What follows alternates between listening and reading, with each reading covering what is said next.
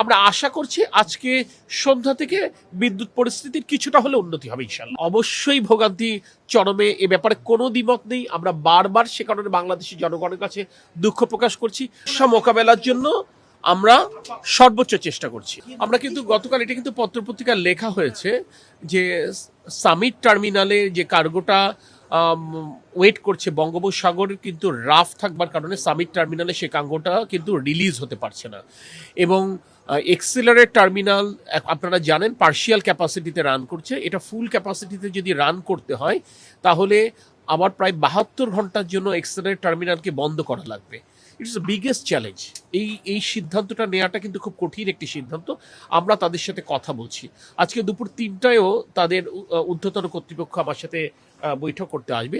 আমরা কোন সময় এই কাজটা করলে সবচেয়ে কম জনদুর্ভোগ হতে পারে সেই ব্যাপারটা একটা সিদ্ধান্ত নেবার প্রশ্ন। আমরা ব্যবসায়ীদের সাথে কথা বলছি, সরকারের একটি সিদ্ধান্ত প্রশ্ন আছে। স্বাভাবিকভাবে এমনিতেই আপনারা যেটা দুটো টার্মিনাল দিয়ে আমরা গ্যাস রিলিজ করি, একটা হচ্ছে সামিট টার্মিনাল আর একটা হচ্ছে এক্সেলারেট টার্মিনাল। তাহলে এক্সেলারেট টার্মিনালে এমনিতে 50% ক্যাপাসিটিতে রান করছে ডিউ টু বয়লার ফল্টেজ, আপনারা জানেন। ফুল ক্যাপাসিটি আমরা রান করতে পারছি না। হোয়ারাস আবার সামিট টার্মিনালে বে অফ বেঙ্গলের রাফ থাকবার কারণে আমরা cargo still waiting for discharge. That is the problem. অবশ্যই ভোগান্তি চরমে, এ ব্যাপারে কোনো দ্বিমত নেই। আমরা বারবার সে কারণে বাংলাদেশের জনগণের কাছে দুঃখ প্রকাশ করছি। প্রাকৃতিক দুর্যোগের কাছে তো আমাদের কারোরই কিছু করবার নেই। আমরা তো এটা অসহায়, আত্মসমর্পণ করতে হবে প্রকৃতির কাছে। প্রকৃতি স্বাভাবিক হলে ইনশাল্লাহ আমরা এই গ্যাসটা ডিসচার্জ করতে পারবো এবং সেক্ষেত্রে গ্যাস সাপ্লাই স্বাভাবিক হবে, কিছু না হলো। এই সিদ্ধান্তটা আমরা নিইনি তো এখনো, এটা এখনো তো নিইনি। এটা তো গ্যাস যদি আপনি পর্যাপ্ত সাপ্লাই না করতে পারেন তাহলে বিদ্যুতের সংকট হবে, পাওয়ার প্ল্যান্টটা না দিতে পারে। তারপরে আমরা একটা কৌশল নিয়েছি, আমরা সেই কৌশলটা গতকাল সন্ধ্যা থেকে নিয়েছি। আমরা আশা করছি আজকে সন্ধ্যা থেকে বিদ্যুৎ পরিস্থিতির কিছুটা হলে উন্নতি হবে ইনশাআল্লাহ। আমরা কাজ মালয়েশিয়ার চিঠি শুধু না, মালয়েশিয়ার চিঠি পাঠানোর পরে মালয়েশিয়ার সাথে আমি এবং আমাদের মন্ত্রী মহোদয় ভার্চুয়াল মিটিং করেছি। তার ধারাবাহিকতায় আমাদের টিম মালয়েশিয়ায় গেছে, তার পরিপ্রেক্ষিতে তাদের অফার নিয়ে আমরা কাজ করছি। তার ধারাবাহিকতায় তাদের সাথে থেকে আমরা আশা করছি অ্যাটলিস্ট এক কার্গো এলএনজি আমরা পাবো।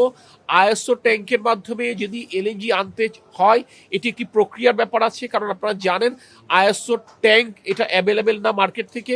এটা একটা মধ্যমেয়াদী একটা সমাধানের একটা ব্যাপার, সেটা নিয়ে আমরা কাজ করছি। বিকল্প কি চিন্তা করছেন? বিকল্প মানে সবচেয়ে সহজ বিকল্পগুলো নিয়ে কি কাজ করছেন এখন? আমাদের হাতে যতগুলো বিকল্প ছিল আমরা সকল বিকল্প নিয়ে কাজ করছি। আপনারা দেখেছেন গতকাল ঢাকা ক্লাবে যে সেমিনার হয়েছে সেখানে বিশেষজ্ঞরা ছিল, মতামিম ছিলেন, ডক্টর এজাজ ছিলেন, শামসুল হক ছিলেন, তারা বিশেষজ্ঞ মত দিয়েছেন। আমরা ব্যবসায়ীদের সাথে কথা বলছি, তাদের কোনো বুদ্ধি আছে কিনা, তাদের কোনো পরামর্শ আছে কিনা আমরা জানতে চাচ্ছি। ইভেন আপনাদের কাছেও যদি কোনো বুদ্ধি পরামর্শ থাকে আমরা ওয়েলকাম করছি। এর বাইরে আমরা বলেছি পরিস্থিতি উন্নতি হবে, কিছুটা হলো ইনশাল্লাহ। সরকারের কাছে অবশ্যই জনগণ মেসেজ জানতে চাই। মেসেজ দেবার মতো জায়গায় যদি আমি থাকতাম অবশ্যই আমি দিতাম। শুধু আমি আপনাকে এটুকু বলবো, জনদুর্ভোগকে বিবেচনায় নিয়ে আমরা প্রাণান্তকর চেষ্টা করছি। এটা আমার ধারণা জনগণ বোঝেন, আপনারাও বোঝেন। আমাদের চেষ্টার ন্যূনতম কোনো ত্রুটি নেই। আমি টাইম টু টাইম আমার কাছে তথ্য আসা মাত্রই আমি দেবার চেষ্টা করব। আমি আপনাদেরকে এটুকুই বলতে পারি যে প্রকৃতির হাতে আমাদের কিছু কোনো হাত নেই। প্রকৃতির সাথে আমি যুদ্ধ করে টিকে থাকতে পারি, কিন্তু একটি সময় আমাকে আত্মসমর্পণই করতে হয়, যেটা আমরা পারছি না। সামিট টার্মিনালে সে কারণে আমরা এলএনজি ডিসচার্জ করতে পারছি না।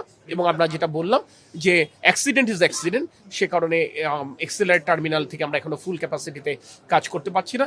দেশীয় উৎপাদন রাতারাতি বাড়ানো সম্ভব নয়, এটা আপনারা জানেন, একটা দীর্ঘমেয়াদী একটা ব্যাপার। আজকে আপনারা ইউএস বাংলাদেশ চেম্বার এসেছিল, আমরা তাদের কাছেও তো এলএনজি সাপ্লাইয়ের ক্ষেত্রে আমরা তাদের কাছে কোঅপারেশন সিক করেছি। তো সরকার এগুলো কাজ করছে। দেখেন, যখন ভুল নীতি আপনি গ্রহণ করবেন একটি সময় তার মাসুল দিতে হবে। বিগত সরকারগুলো কোনো মধ্যমেয়াদী, কোনো দীর্ঘমেয়াদী কোনো সমাধান সূত্র খোঁজেননি, তাৎক্ষণিক সমাধানের পথে গেছেন বলে আজকে হঠাৎ করে একটি সংকট হয়েছে। সেই সংকটের সময়টা হয়তো আজকে এসেছে, আজকে না হলে হয়তো আগামীকাল আসতো, আগামীকাল না হলে হয়তো পরশু দিন আসতো। একটি সময় এই পরিস্থিতির মুখোমুখি আপনাকে আমাকে হতেই হতো। সেই পরিস্থিতিটা হয়তো বা আনফর্চুনেটলি সামার টাইমে আপনার আমাকে এই পরিস্থিতির সম্মুখীন হতো।